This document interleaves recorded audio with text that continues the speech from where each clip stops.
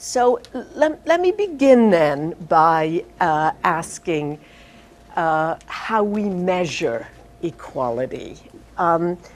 This is one of my, it's not the most recent book, but it's a recent book that I wrote. It's called In Pursuit of Equity. It's a book actually I thought about giving to you all and then decided that Bread Givers was so much more fun that you might actually read Bread Givers and introduce it to your students.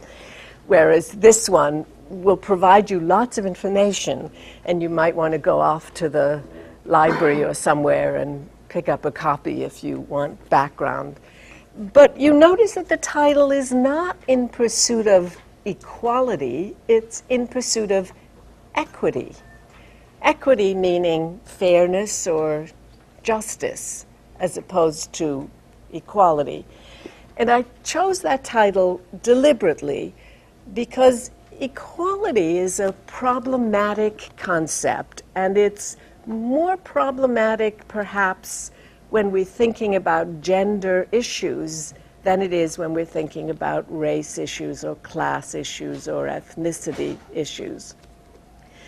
And that's because we live in something we call a gender system.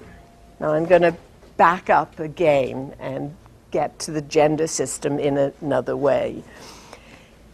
We live in a complicated, urban, technological, deindustrializing society, as you know. And all of us participate in one way or the other in the institutions that our society creates, in educational institutions, in political institutions, in the workplace, in one form or another, in families, you know, in all of those places. There are, I would say, opportunities to participate, but also barriers to participation. Some of those barriers are visible, and others of those barriers are invisible. Historically, the ways in which society organizes itself has created those rules of visibility and invisibility. So, you know, in a slave society, I gather you didn't talk about 19th century women yesterday, so I'm going to throw a few in here, just a little bit here and there. You know, if we talk about slave families, we don't have a sense of participation in our heads when we talk about them, because those families were refused participation in any of the major institutions of society and assigned roles. Questions of equality don't arise. But suppose you were talking about 19th century education, and suppose in 19th century schools, we imagine, well, you know, everybody is entitled to participate in the society. Black people, white people, boys, girls, immigrants, non-immigrants, and so on. Would our goal then be to create equal participation, equal access to education? Well, now you might answer that question, yes. But in the 19th century, would you, could you answer that question, yes? No. Because the kind of education that women were expected to have and the kind of education that men were expected to have differed beyond a certain point.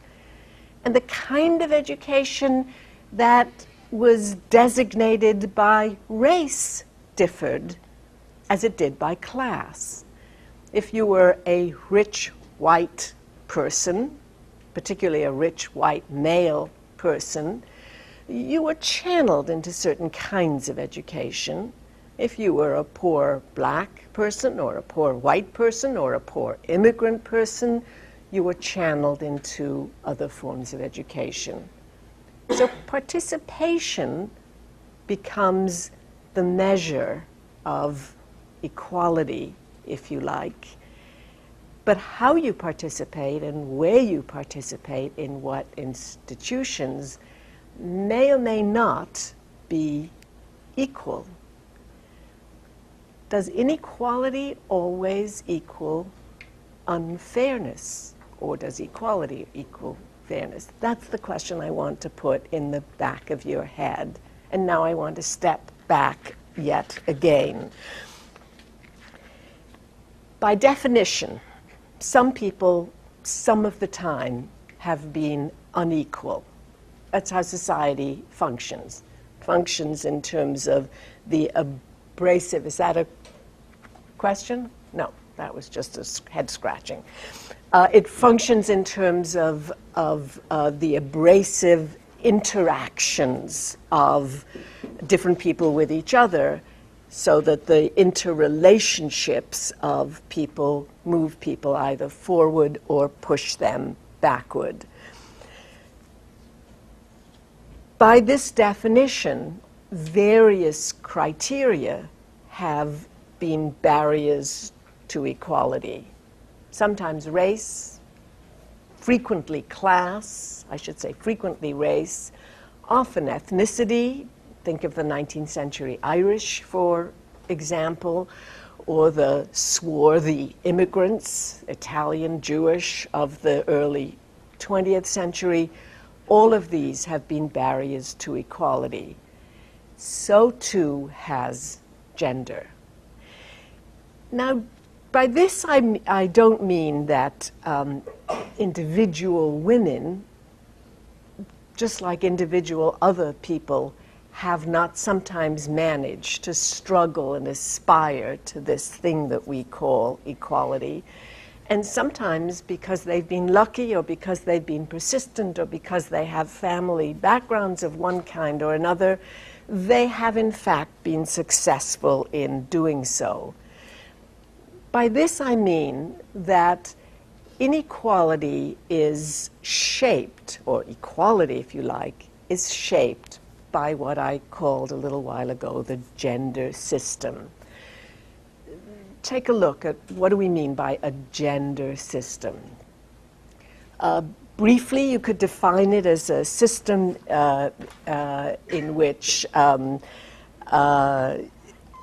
set of, let me see if I can put this clearly, a set of named and unnamed, so not always conscious, customs, rules, ideas, habits govern how we think about the world around us. They govern our expectations, our norms, and our behaviors. Now, I pull back just a minute here because I'm conscious that I come from a generation, now this is the historical piece of me speaking, I come from a generation in which that statement would have been self-evident to everybody in the room. And looking around the room, I can see the people who have gray hairs like me nodding their heads, but the people who don't have gray hairs saying, what on earth is she talking about? You know, there are no gender rules. Well, let's see if we can sort of shake that certainty a little bit. When I grew up, I'm not that old, I'm a little bit old, but not that old, but I have kids approximately your ages, or some of your ages. They're in their 40s, all of them, and one is about to turn 50, so that tells you something about how old I am. But when I grew up, in my generation, the generation of your parents and grandparents, it was self-evident that gender would not determine, but influence how people acted and what they expected. And that question of expectations is particularly important. That is, we understood in those days that we, women, would be trained for, you know, marriage, family, children, household duties, and so on. we would also, if we were of a certain class, be trained into certain occupations that were compatible with marriage, family, children. Teaching was one of them. We understood that if we were lucky, we would be not only trained for those occupations, but that we would also absorb a little education that would make us good companions to the people we were married to.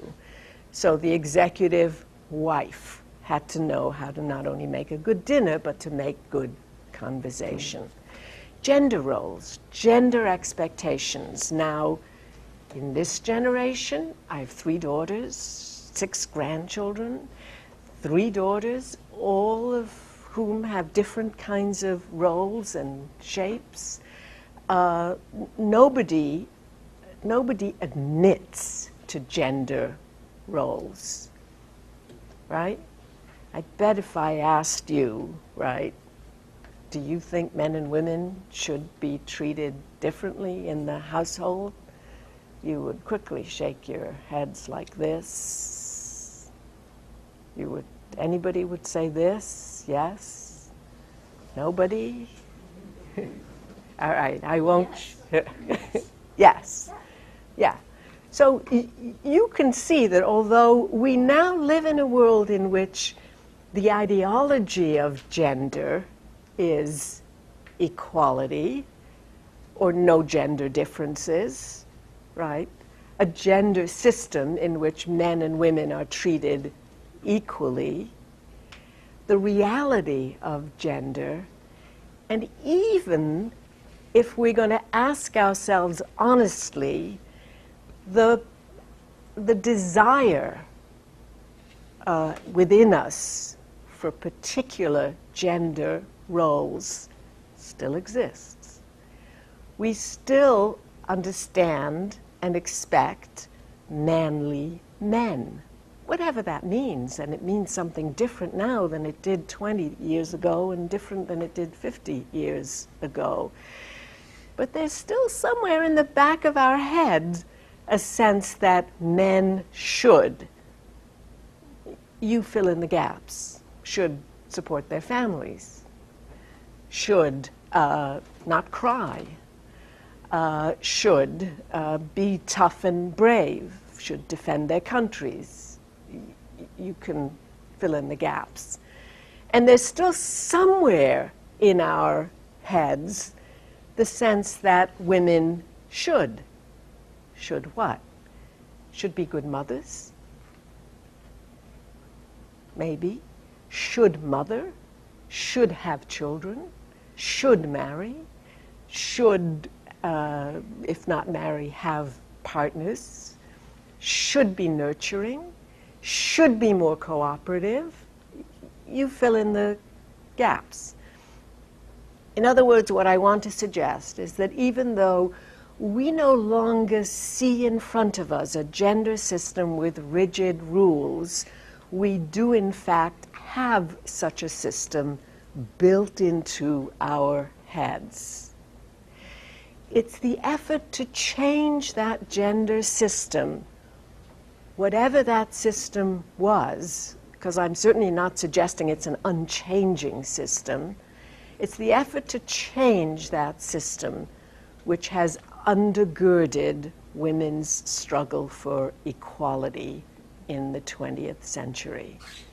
Now, take you back historically, early part of the 20th century. And I've been asked to talk about the 20th century, so I'm going to start there, though I could start anywhere in the 19th century. And I could certainly start in 1848. Some of you know about the Declaration of Sentiments and the assertion by women that they too had certain inalienable rights, and you've read about what they thought those inalienable rights were in 1848. Those women struggled to change their gender system. So in the late 19th century, the struggle to change the gender system was a struggle to think about how women might live generally within the family. In other words, if you think about it, sure, suffrage was on the agenda, but not fully on the agenda till after the turn of the century. In the 19th century, the big struggle for women was for what we call women's rights.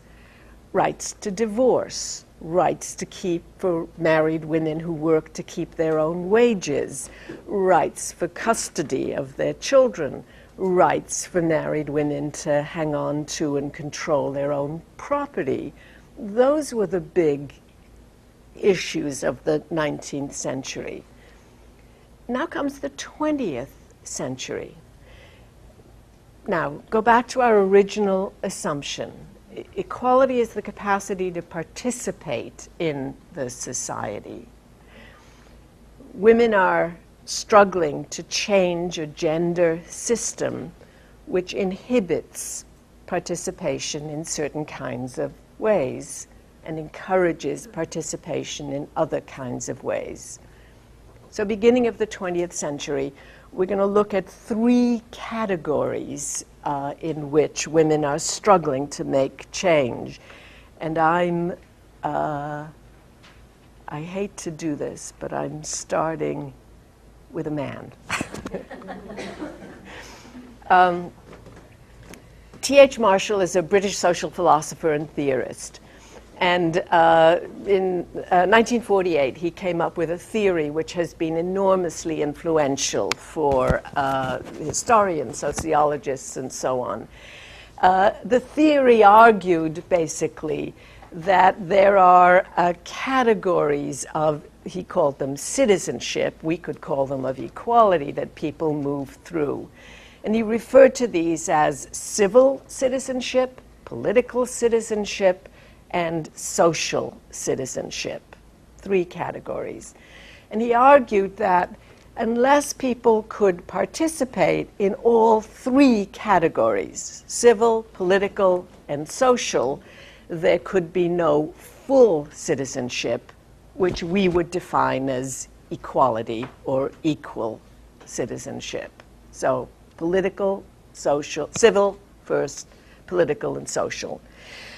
Marshall argued that that civil citizenship was the first category. And that kind of category is freedom of speech, freedom of religion, the freedom to marry, all those things that that in the 19th century people didn't, the right to work or the freedom to work, which of course didn't exist for lots of people in the first half of the 19th century. Those were the categories of civil citizenship. Now, Marshall argued that by the end of the 19th century, these had mostly been achieved. That is, the ideal, at least not in the reality, that is that everybody expected that people would be free to marry, free to take jobs, free to be educated, free to speak, free to follow their own religions, and so on. Now pause. By the end of the 19th century, Marshall's British, so he's not referring particularly to the American scene. But when I think about those categories in the American context, I say to myself, well, yes, for some people, at least ideally. Free to work at the jobs that you chose, free to speak. Late 19th century, who isn't free to do those things? Women, but also lots of black people, particularly in the South. And that while we espoused those categories, we had sort of ways of preventing people from achieving full civil citizenship. So you only have to think about lynching in the South, for example, to think, well, some of those categories of preventing people are brutal categories. But women don't get prevented in those ways, but they get prevented in other ways, the gender system. Talk to me a little bit about that. So how does a woman in the late 19th century, early 20th century, does she have freedom to marry who she chooses? That the so-called freedom to marry, the freedom to work, those were constrained for women, not only by their expectations, but by a gender system which restricted women to certain kinds of jobs, prevented them from earning a living, and so on. Gender system. I was going to say, isn't it also determined by class?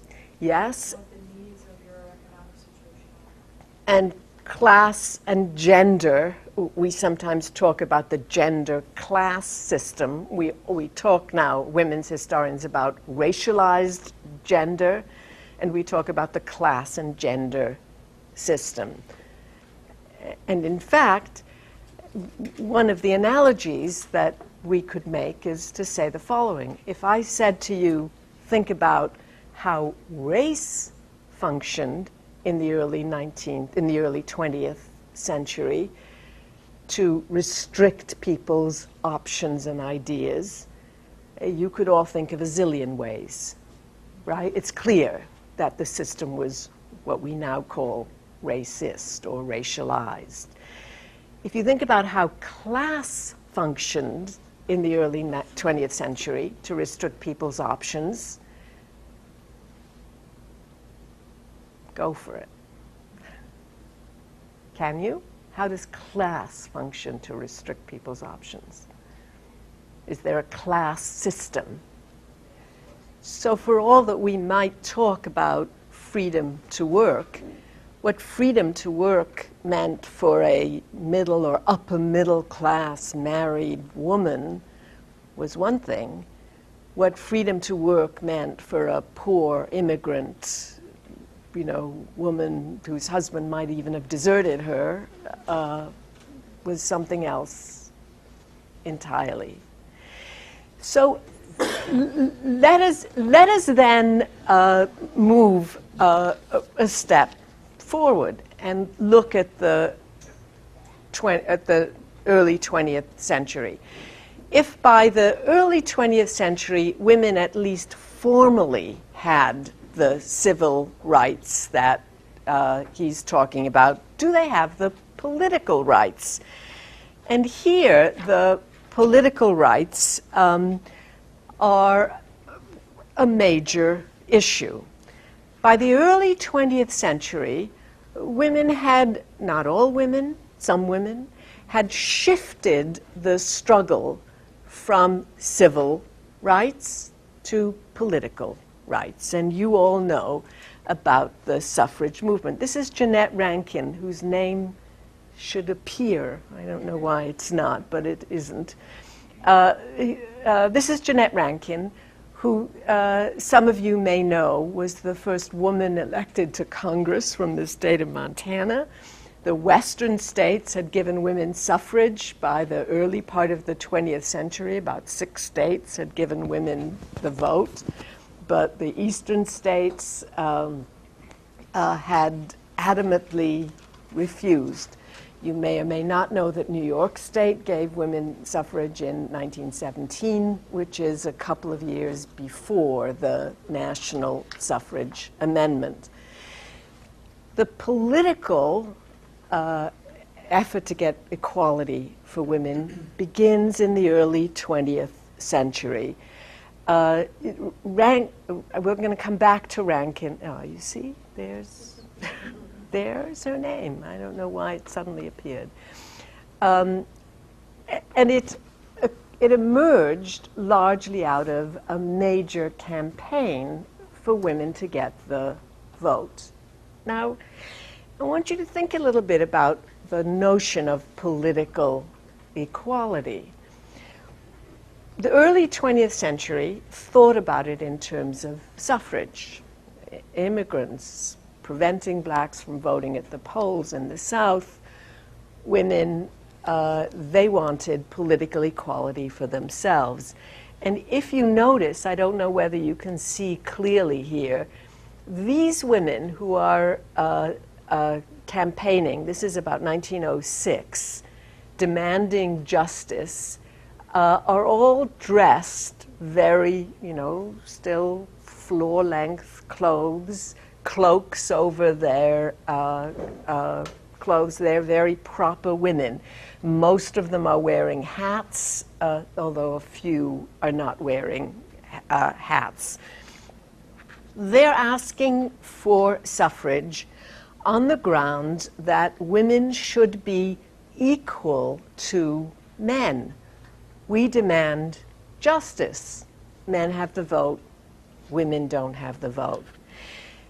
Now there's an argument against that, which lots of women and men absorb. Here's a cartoon. This actually comes from the 1919 campaign to ratify the Equal Rights Amendment. And you'll notice the shift in gender roles here. The woman is wearing the pants and smoking the cigar, and the guy, well, he's got frilly pants on.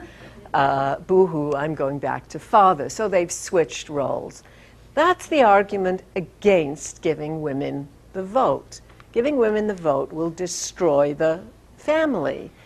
And the assumption, gender system, is that within the family, men should still wear the pants, that men should still dominate, that it's part of the natural order that that should be the case.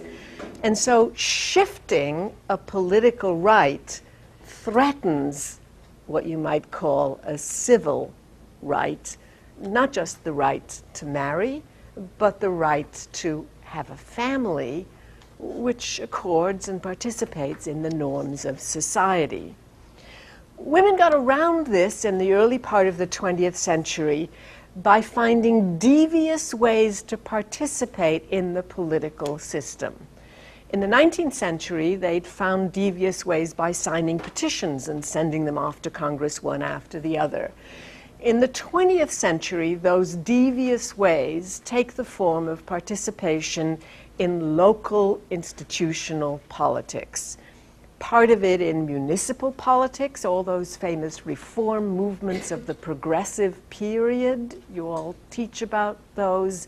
Many of those, including the social settlement movements, the municipal reform movements, and so on, all of, not all of those, and not all of them everywhere, but many of them incorporate, are dominated, are indeed led by women. And I don't have a picture of Jane Addams here, but is that name familiar to you? She's always the one who is cited as part of this. And one way to think about those women is to think about them as sort of shadow politicians. That is, they are pushing and part of the political system. Many of those women march in these parades, but others of those women refuse to march in those parades. Their argument is not that women should have equality because they're human beings, they should be able to work, they should be able to vote because they are equal to men, but rather that women should be able to vote because they are different from men, because they would bring to the polity aspects of womanhood, morality, virtue, no more corruption, that women are particularly good at. In other words, it was precisely the appeal to women's gender roles that in the end, because it is that argument that in the end gets them the vote, that in the end succeeds. It's the argument not that women are equal, but that women are different. We will make politics better because we are women. Now, that was a great argument, and it worked. It got women's suffrage for women. But and there's a big but here, it had flaws. Because immediately the question arose as to which women would make politics better. Well, not black women, you know, African American women, they're poor, they're uneducated, and so on. So let's figure out how to exclude them from the campaign. And if you look at the faces here, you won't see, well, you probably can't see the faces anyway, but you won't see any black faces because the suffrage movement, which was meant to be a movement for equality, excluded African American women. Immigrant women participated in the suffrage movement, but in some sense as adjuncts. They were more welcome than black women, especially in the North, but they weren't really welcome. So whereas these women marched as part of the National American Women's Suffrage Association, immigrant women, particularly trade union leaders among them, tended to organize in separate suffrage associations, the women's equality leagues. Now I'm inserting all these problems, not to say that the achievement of the vote was not itself an enormous movement towards equality, but to say that it is a complicated movement. Here's the argument. We want the vote to stop the white slave traffic, sweated labor, and to save the children, right? We're not going to have anything to do with the things that men are concerned with, like tariffs and taxes, and, you know, we care about women's issues. Familiar argument? Yeah? Yeah? Remember all those attacks against Hillary Clinton? You know, because she wasn't a proper woman? That was the argument. And here's a haranguing haranguing men and defending herself. This is the classic portrait of a woman exercising her freedom of speech. This is the West. Women vote on equal terms with men. Why not in Oregon? But notice all these states are Western states. And here's the headquarters of the National Association opposed to women's suffrage. And although there are 5 men staring into the window, that National Association was sponsored, run, created by women, not by men. So the argument divided women among others. I'm going to turn to the flappers in a minute, so I'll leave them on the board so that you can enjoy them. So Marshall's argument for political representation takes full force in the early part of the 20th century. Women get the vote, and the rest of the story perhaps you know, which is that having got the vote, it turns out that women vote just like men vote. They vote just like their families. That the one major initiative that women adopt in the 1920s, the so-called Shepard-Towner Act, which provides for the federal government to fund health care clinics for infants and mothers of infants in the 1920s, lasts from 1920 to 1927, and then it disappears.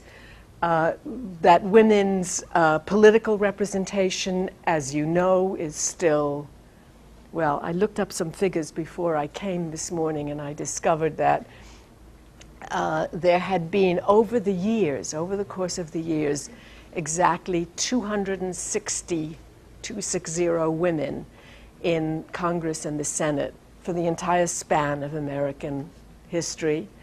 Of those 260, 22 served in the Senate, and the rest in the House of Representatives, and some overlap. That is, there are about 8 women who move from one place to the other, so they're counted twice.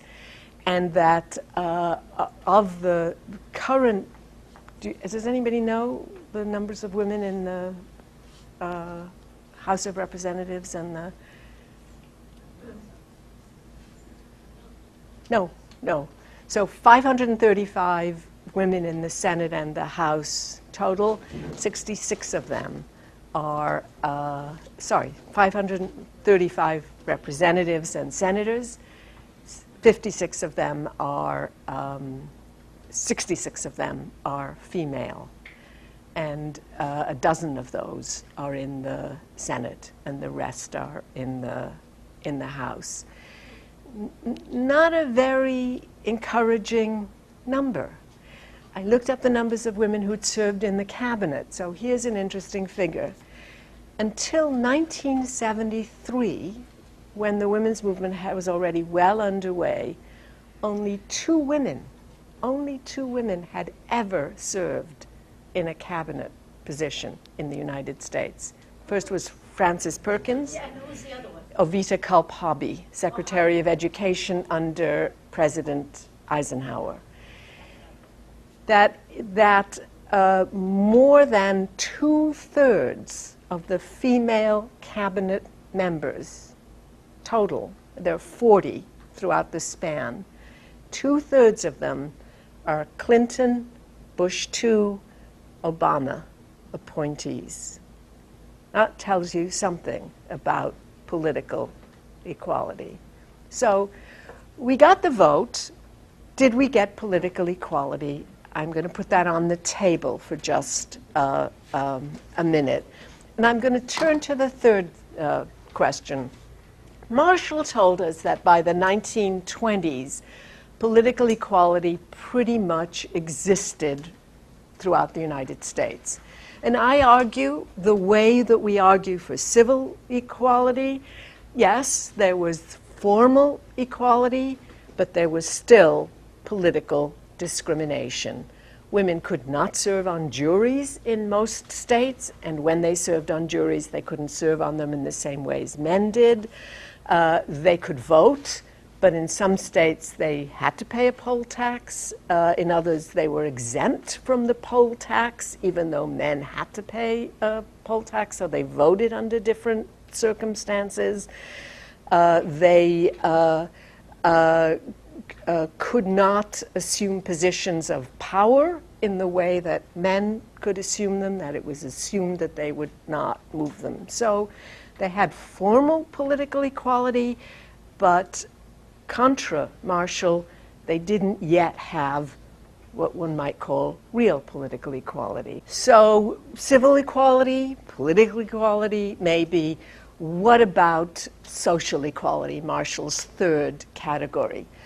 Now, Marshall argued by the middle, or by the 1920s and 1930s, that even if there was formal political equality, it could not actually be practiced, he said, unless there was something called social equality. And that's a simple argument, right? If people are starving to death, what good is the ballot to them? If they don't have access to reasonable education, they're not going to be able to vote independently, the old Jeffersonian argument, and so on. So said Marshall, by the 1920s and 1930s, most democratic countries, and certainly the US, was ready to turn to this question of social equality. And you all know that the Depression in the United States fostered that kind of turn to social equality, the insistence that ordinary people should have a kind of social, what we would now call a social safety net, what in 1935 was called Social Security, generically. That was the name of the whole bill in 1935, and that would provide social security.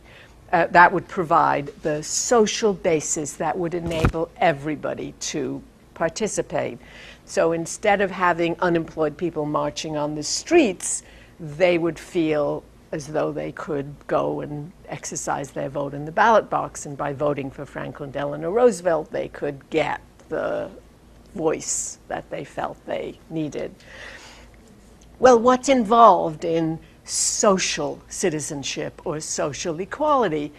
As you now know, there are all kinds of things involved in it. And if we take just our own Social Security Act, the U.S. has a more limited definition of these social rights than most other nations, but we're in the U.S., so let's take the U.S. If we take just our own Social Security Act, what's involved in social equality? Well, what's involved is access to education for everybody. How do you ensure everybody has access to education? You not only build the schools and make them available, but you make sure that kids can afford clothes to go to school, or shoes to put on their feet in the winter, or textbooks the textbooks that they need in the schools. So in other words, you expand the system of public education to involve what we now assume. We now assume, breakfasts and lunches for poor kids, because how can you possibly learn anything unless your stomach is full? So that's the beginning then of a kind of social, or one phase of social equality. But there are more than that. In the workplace, unemployment insurance constitutes one basis. So it's one thing to say people have a right to a job. That's part of the civil rights. It's another thing to say that if they don't have that job at any given moment, there should be sufficient income to support them till they get the next job. Because if there isn't, you'll have a riot or a revolution. In other words, political equality won't be real.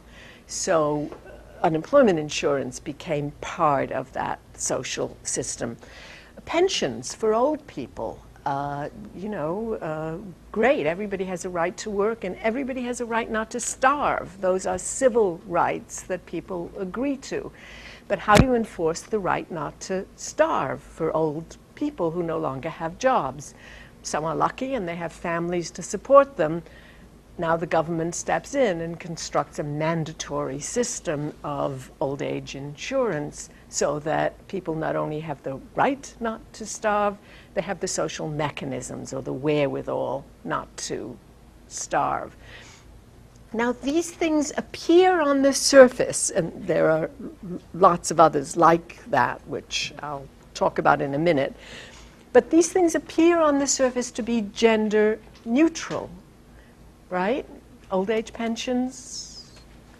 In fact, when you look at how they work and how they operate, they turn out to have the gender system incorporated in them. Many of them are based on the assumption that women belong in families, and the benefits are distributed through the heads of families, almost all male in those days, and if not male, almost all assumed to be male, so that even when women are heads of families, they're not counted as such. So if the benefits are distributed through families and through the male heads of families, then women get residual benefits or none at all.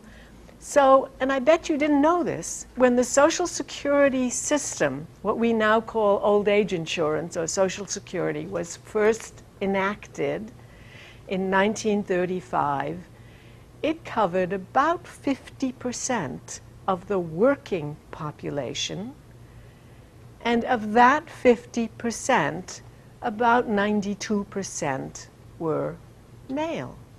Because it only covered people who worked at certain kinds of jobs and who worked regularly at those jobs. Now that excluded most women who, even when they worked for a living, which lots of them did, often worked irregularly, or they worked at the wrong kinds of jobs. The result was that the Social Security system covered the families of male heads of households primarily. It took until 1939 before the Social Security system began to cover wives. So men got pensions under Social Security. If they died, tough luck, right? The woman and her children were left without Social Security pensions. After 1939, the law changes, and men get benefits for their wives. Benefits don't expand for women who are in the wage labor force. They do expand for men and the wives of men. Now, you could ask that question. You could say, equality? Fairness? Surely women are not equal with men under those circumstances. But is it fair in a society in which, after all, most of the livings of families are earned by men? In the Depression period, when women are starting to go out into the wage labor force in large numbers, counterintuitively, because men were losing their jobs, and just like in the current Depression, in an occupationally segregated labor force, the jobs that were coming online in the Depression, in the government, in administration, in teaching, in public services, and so on, tended to be jobs that women could fill. The proportion of women in the labor force remained steady and even increased a little bit, even as men declined. Now, social equality. We have, beginning in the 1930s, legislation that makes it easier for people to participate because there's a floor under them. And a whole chunk of that floor, in fact, covers women, makes lives better for everybody, including women. But differentially, it makes lives much better and participation much easier for men than it does for women. I don't want to make this into a competition. I just want to demonstrate how the gender system is working here.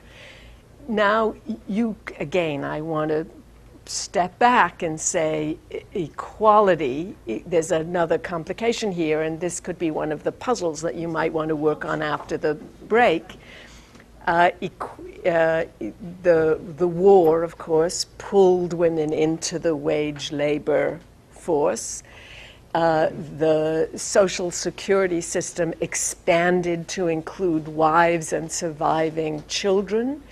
People were getting killed during the war. Wives and surviving children were drawing benefits, and the federal government needed more people to contribute to the system. Are women included because anyone's concerned about the equality of women? No.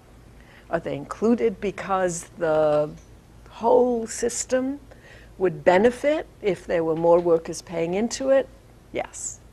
So, watch out for the meaning of equality here. But let's move on, because I see that our time is rapidly running out. So we are now at a period where formally there is civil, political, and social equality. But as we see, the gender system still governs the distribution of the benefits under each of those rubrics, so that women may or may not have real or practical equality under them. And since the gender system is governing, we can assume that they don't. By the 1950s, now World War II, women enter the labor force, and you all know those statistics of how women enter, then they're kicked out of the labor force.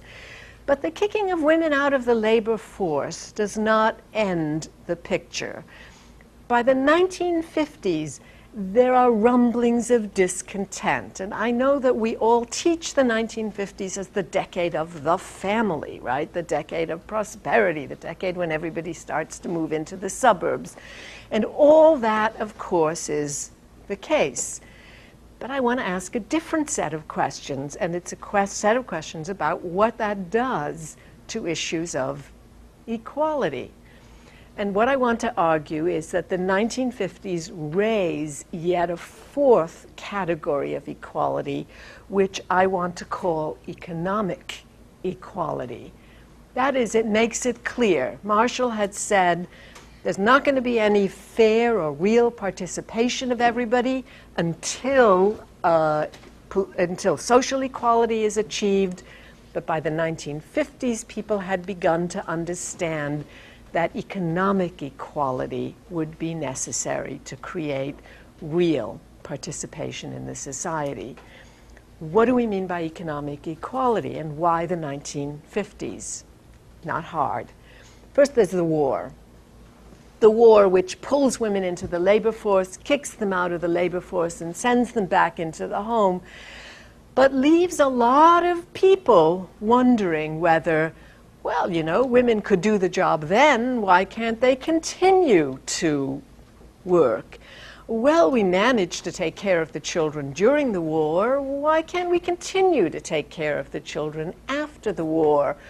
Well, women managed to work and run their households and earn incomes during the war. And a lot of women are saying, my God, it was very nice to have my own income. Yeah, I missed my guy, but, you know, I liked having my own income. I liked being able to control my... So that's point one. Point two, the GI Bill indirectly and the expansion of education. The GI Bill makes it possible for men, not women, because most women, even those who were in the armed services in one way or the other, didn't benefit from it. But it makes it possible for men to go get college educations. But guys with college educations want to marry women with college educations. So women as well as men begin to flood into schools. And by the mid and late 1950s, there's a whole cohort of educated, you know, upwardly mobile, working class and middle class women who are sitting on their skills and their educations, and maybe they work for 2, 3, 5 years teaching school, but generally, you know, then they have babies and then that's it. They're itching to get back into the labor force. Third phenomenon. All these suburban houses that men and women are moving into together in this age of marriage and family are expensive. You might be able to buy a Levittown house for less than $5,000, and that would be wonderful. But you had to furnish it, and you had to have a car to get from here, there to somewhere else. And you had to be able not only to send your children to the local schools, which might be free, but then on to college afterwards. You began to need another income. It was no longer possible to imagine that a family could be supported by a single male breadwinner, which had been the ideal before. Two-income families required women out in the workforce. Point 4, once women start moving into the workforce, well, okay, my generation, we moved in. What were we? You know, we taught school, but we couldn't become principals. We were secretaries, but we couldn't become bosses. And we certainly couldn't imagine ever running a corporation.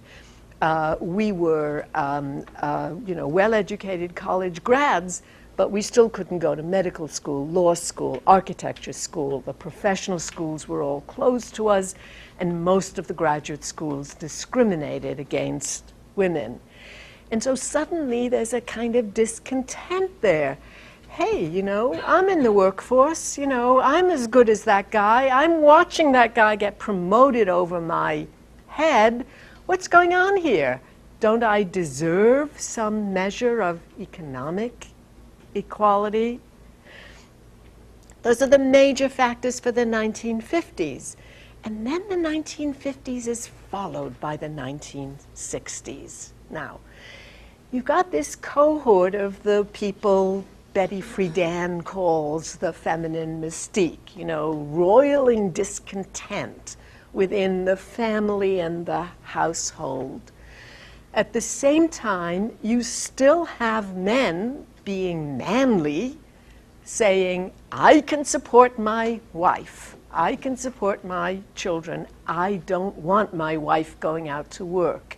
The measure of manliness in the war years was fighting in the war. The measure of manliness in the 1950s is one's capacity to support a family. And now women are challenging that for their own reasons. And men are discovering they actually need to have the income of women. Result, rising divorce rates. Rising divorce rates in the 1960s. And you'll never guess, but it isn't women who are leaving the families, it's men who are abandoning the families in large numbers of cases. And they're abandoning the families because families are challenging their capacity to be real men.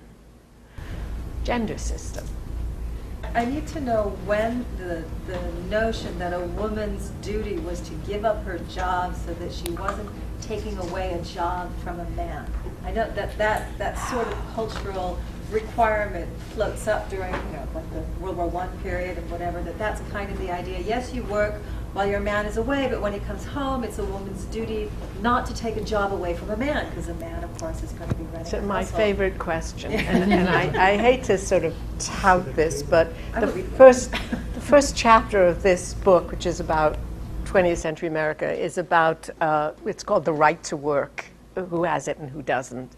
And the argument in this chapter is that not only do women work in fairly large numbers, 25% of the industrial labor force is female in 1900, right? And not only do they contribute to family income, but they have no right to work. That is, that the assumption is that they will quit work when they marry. That's 1900. By 1920s, they'll quit work when they have babies. There's a little more leeway in there. In the 1930s, they're driven, the ideology is women should stay home to make room for men in the wage labor force. But in fact, the wage labor force is so sex segregated that if women stayed home, those jobs wouldn't get done. That is, there weren't enough men qualified to type typewriters or to do the kinds of secretarial jobs that were necessary, and there weren't enough industrial jobs to reabsorb the unemployed men. In the 1940s, the ideology reversed itself very rapidly, but in a limited way. That is, the ideology then was, we need you in the labor force, and hold on, I actually have some, so we're passing right through the 1920s. Here we go. We're still in the 1920s.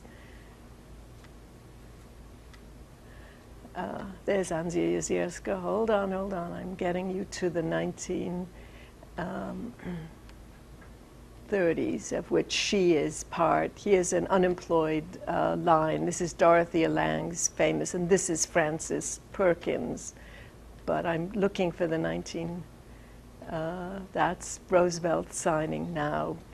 Here we go. In the 1940s, there's this propaganda campaign to get women out into the wage labor force, but not mothers with children. I mean, even though we need the mothers with children, the argument is always that it's the single women and the women. Here, now, look at this one. I don't know if you can see this. I'm proud my husband wants me to do my part, is the caption.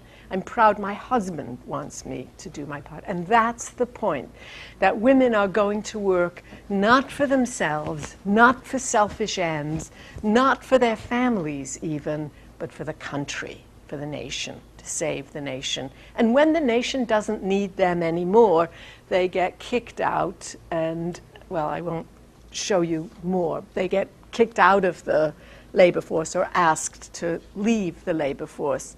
In the 1950s, the ideology is women at home, you know, men supporting their families, male breadwinners, and indeed, the 1950s is one of the few decades in American history, it's the only one I can think of offhand, in which a single male breadwinner could support a family.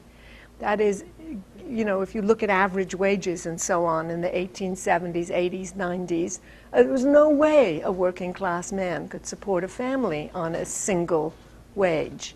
But in the 1950s, wages had gone up enough, the Social Security net had been spread enough so that it was possible, not for all people, not at all for all places, but technically that could happen. It's in the 1960s that that begins to reverse itself.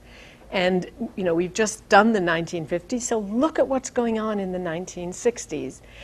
There is, you know, we've got this sort of rampant sort of discontent that grows out of what Betty Friedan calls the feminine mystique. But we've also got, by the early 1960s, the rise of the civil rights movement.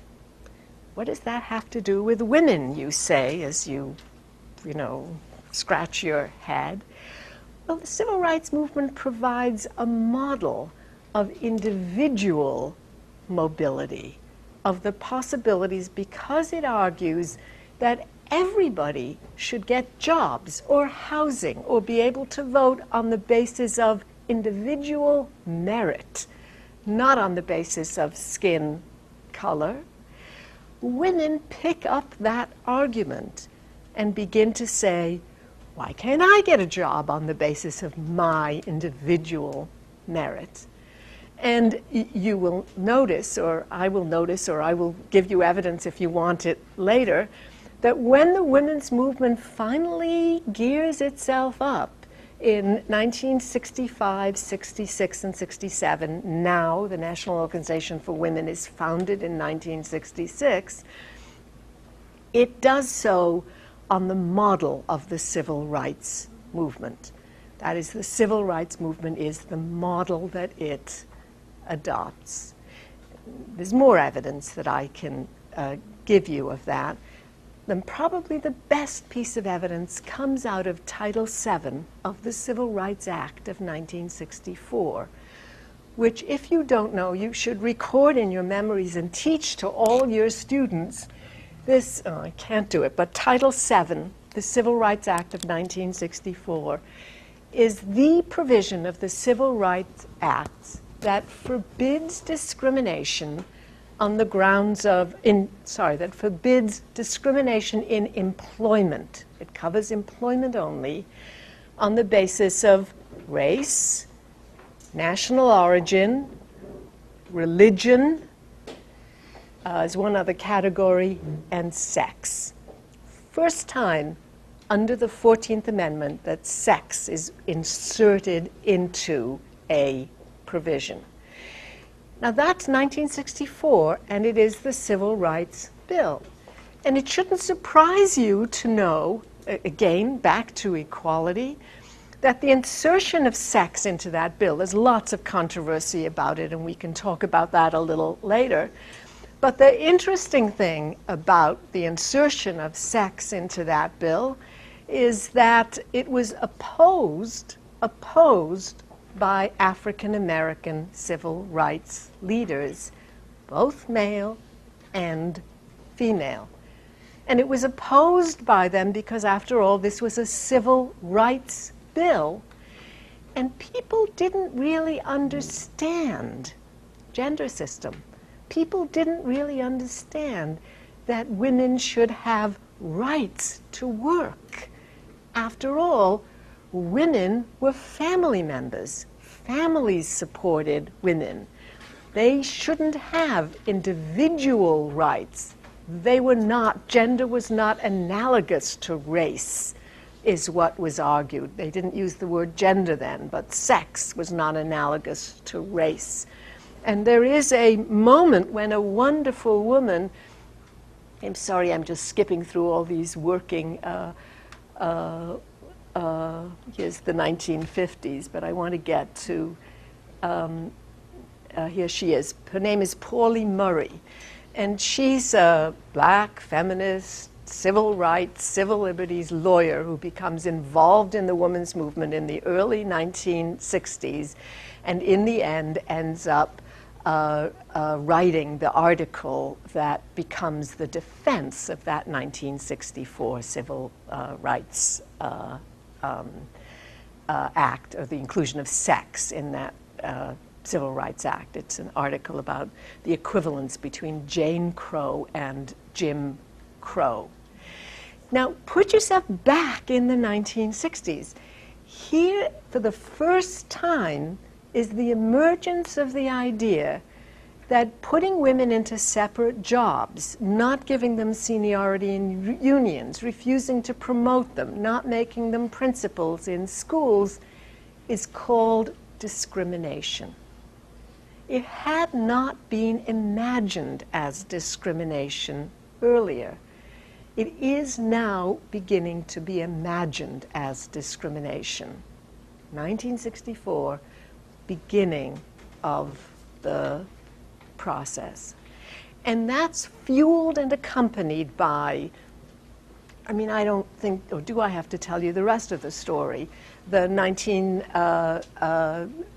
early 1960s experience of the Students for a Democratic Society and the New Left, which typically, you know, sort of dismisses women. You know, the women make the coffee, the guys do all the real work. Well, the women are putting their bodies on the line just the way the men are, and they begin to rebel and see themselves as being exploited. The anti-war movement, which arises in that period and which challenges gender roles on both sides. You know, the big slogan of the women's movement, which is what was it? Women say yes to men who say no.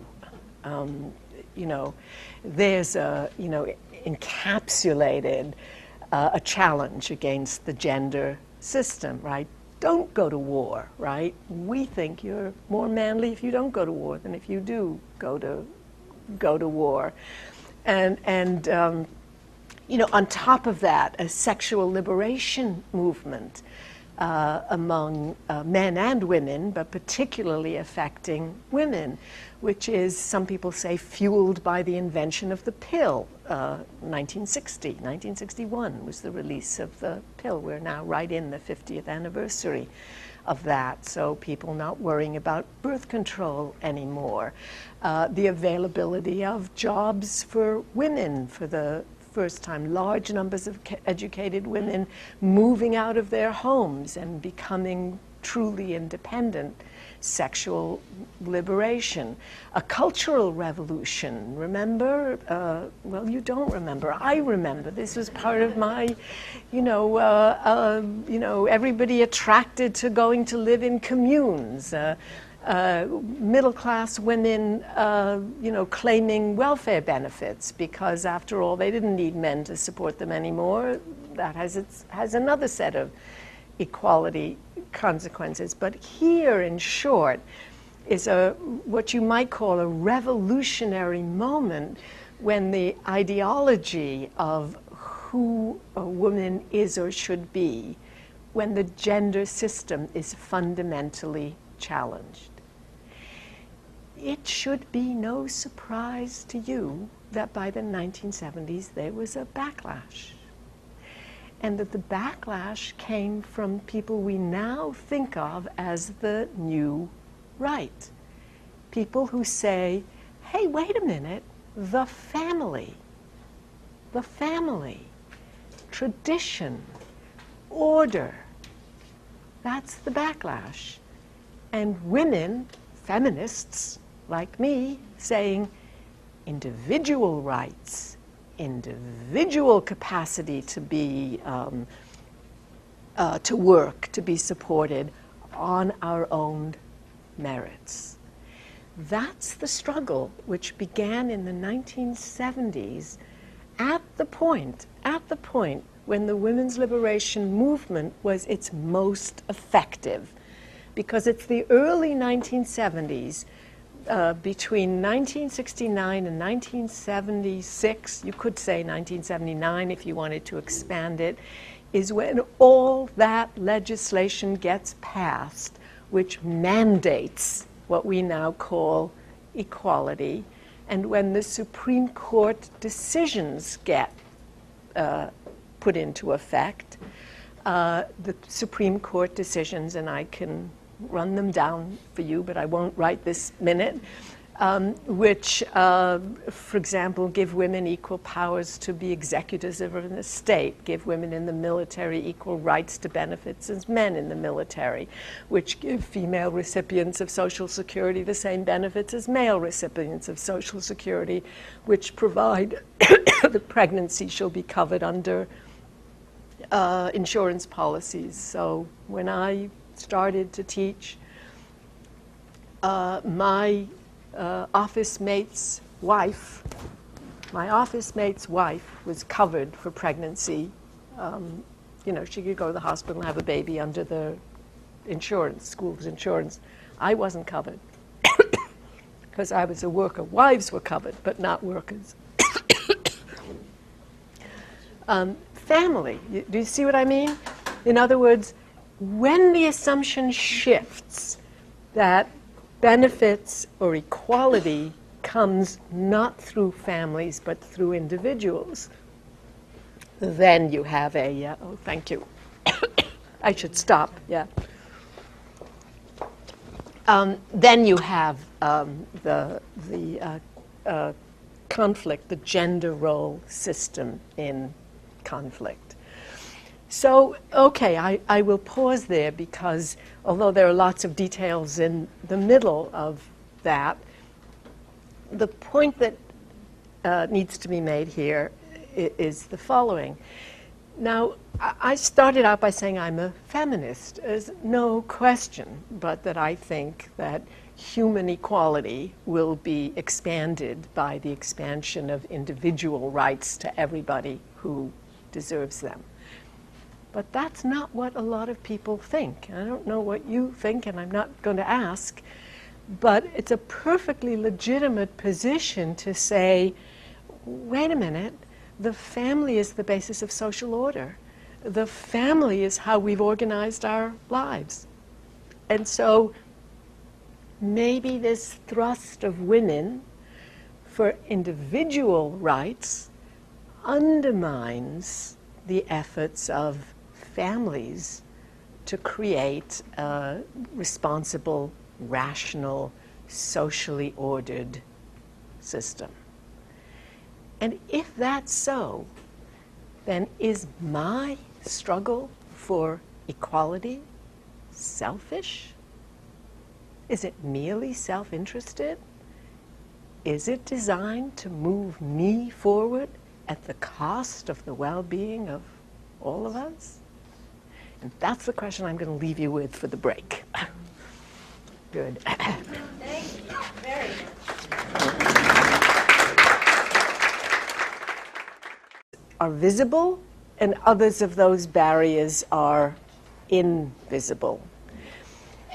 Historically, the ways in which society organizes itself has created those rules of visibility and invisibility. So, you know, in a slave society, I gather you didn't talk about 19th century women yesterday, so I'm going to throw a few in here, just a little bit here and there. You know, if we talk about slave families, we don't have a sense of participation in our heads when we talk about them, because those families were refused participation in any of the major institutions of society and assigned roles. Questions of equality don't arise. But suppose you were talking about 19th century education. And suppose in 19th century schools, we imagine, well, you know, everybody is entitled to participate in the society. Black people, white people, boys, girls, immigrants, non-immigrants, and so on. Would our goal then be to create equal participation, equal access to education? Well, now you might answer that question, yes. But in the 19th century, would you, could you answer that question, yes? No. Because the kind of education that women were expected to have and the kind of education that men were expected to have differed beyond a certain point. And the kind of education that was designated by race differed as it did by class. If you were a rich white person, particularly a rich white male person, you were channeled into certain kinds of education. If you were a poor black person or a poor white person or a poor immigrant person, family, children, household duties, and so on. We would also, if we were of a certain class, be trained into certain occupations that were compatible with marriage, family, children. Teaching was one of them. We understood that if we were lucky, we would be not only trained for those occupations, but that we would also absorb a little education that would make us good companions to the people we were married to. So the executive wife had to know how to not only make a good dinner, but to make good conversation. Gender roles, gender expectations. Now, in this generation, I have 3 daughters, 6 grandchildren, 3 daughters, all of whom have different kinds of roles and shapes. Nobody admits to gender roles, right? I bet if I asked you, right, do you think men and women should be treated differently in the household?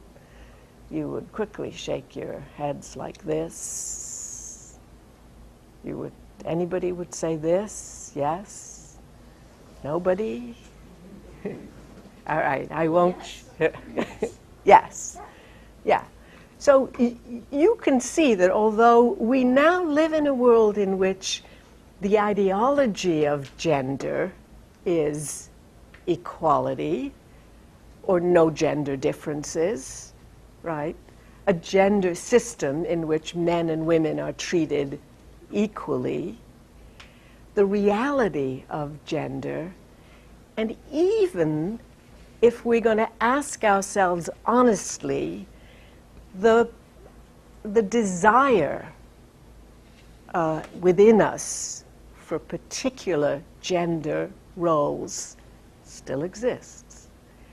We still understand and expect manly men, whatever that means, and it means something different now than you were channeled into other forms of education. So participation becomes the measure of equality, if you like. But how you participate and where you participate in what institutions may or may not be equal. Does inequality always equal unfairness, or does equality equal fairness? That's the question I want to put in the back of your head. And now I want to step back yet again. By definition, some people, some of the time, have been unequal. That's how society functions. Functions in terms of the abrasive. Is that a question? No, that was just a head scratching. It functions in terms of the abrasive interactions of different people with each other, so that the interrelationships of people move people either forward or push them backward. By this definition, various criteria have been barriers to equality. Sometimes race, frequently class, I should say frequently race, often ethnicity. Think of the 19th century Irish, for example, or the swarthy immigrants, Italian, Jewish, of the early 20th century. All of these have been barriers to equality. So too has gender. Now, by this I don't mean that individual women, just like individual other people, have not sometimes managed to struggle and aspire to this thing that we call equality. And sometimes because they've been lucky, or because they've been persistent, or because they have family backgrounds of one kind or another, they have in fact been successful in doing so. By this I mean that inequality is shaped, or equality if you like, is shaped by what I called a little while ago the gender system. Take a look at what do we mean by a gender system. Briefly, you could define it as a system in which a set of, let me see if I can put this clearly, a set of named and unnamed, so not always conscious, customs, rules, ideas, habits govern how we think about the world around us. They govern our expectations, our norms, and our behaviors. Now, I pulled back just a minute here because I'm conscious that I come from a generation, now this is the historical piece of me speaking, I come from a generation in which that statement would have been self-evident to everybody in the room. And looking around the room, I can see the people who have gray hairs like me nodding their heads, but the people who don't have gray hairs saying, what on earth is she talking about? You know, there are no gender rules. Well, let's see if we can sort of shake that certainty a little bit.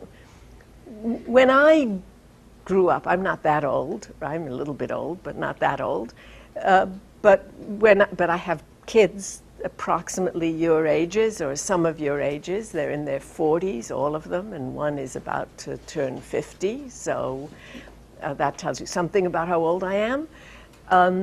But when I grew up, in my generation, the generation of your parents and grandparents, it was self-evident that gender would not determine, but influence how people acted and what they expected. And that question of expectations is particularly important. That is, we understood in those days that we, women, would be trained for, marriage,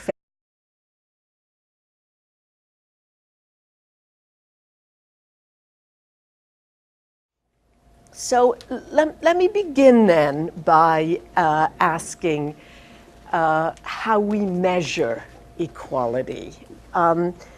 This is one of my, it's not the most recent book, but it's a recent book that I wrote. It's called In Pursuit of Equity. It's a book actually I thought about giving to you all, and then decided that Bread Givers was so much more fun that you might actually read Bread Givers and introduce it to your students. Whereas this one will provide you lots of information, and you might want to go off to the library or somewhere and pick up a copy if you want background. But you notice that the title is not In Pursuit of Equality, it's In Pursuit of Equity. Equity meaning fairness or justice, as opposed to equality.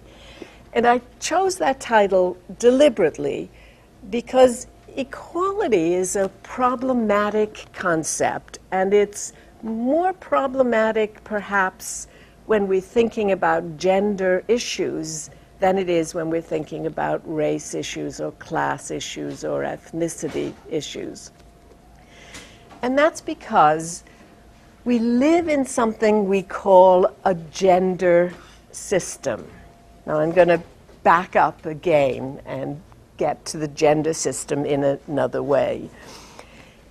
We live in a complicated, urban, technological, deindustrializing society, as you know. And all of us participate in one way or the other in the institutions that our society creates, in educational institutions, in political institutions, in the workplace in one form or another, in families, you know, in all of those places, there are, I would say, opportunities to participate, but also barriers to participation. Some of those barriers